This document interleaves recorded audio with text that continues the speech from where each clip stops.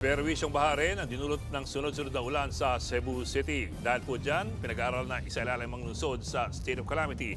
At live mula sa Cebu City, nasa frontline ng balita si Jan Arua ng News 5 Visayas. Jan, humupa na ba ang baha riyan?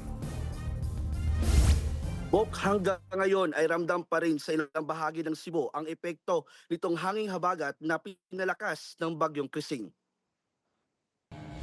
Hindi na makadaan ang ilang sasakyan sa kalsadang ito sa Cebu City dahil sa baha. Ang ilan, hinila na lang ang kanilang mga motor.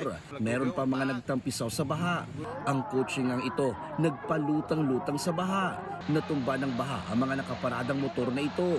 Pinasok din ng baha maging ang basement parking na ito sa isang mall. Malakas naman ang hampas ng mga alon sa Medellin, Northern Cebu.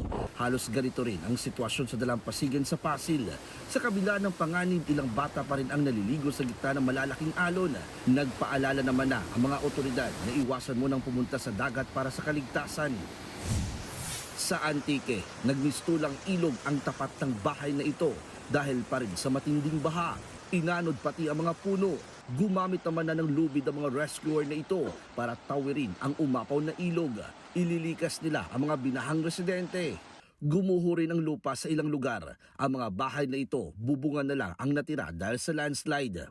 Dahil sa habagat na pinalakas ng bagyong Krising, kaya sunod-sunod ang malalakas na ulan sa Cebu City at sa Antique. Kasunod naman ng malawakang pagbaha sa Cebu City, nagpulong kanina ang lokal na pamahalaan ng lungsod para sa mga gagawin nila ngayong sakuna.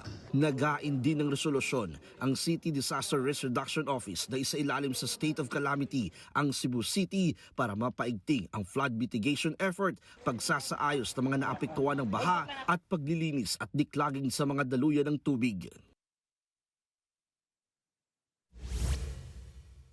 Buk, mula kaninang umaga ay sinuspindi ng Philippine Coast Guard ang mga biyahe ng ilang barko dito sa Kabisayaan dahil na rin sa lakas ng alon at hangin. Ito yung upang matiyak ang seguridad at kaligtasan ng mga biyahero. Buk. Maraming salamat at ingat kayo dyan, Jan Arua. Mga kapatid, Ed Lingaw po, maging maalam at may pakialam sa mga napapanahong balita sa ating bansa. Para sa mas malilimang pagtalakay at paghimay sa mga issue at headlines, mag-follow at mag-subscribe sa social media pages ng News 5.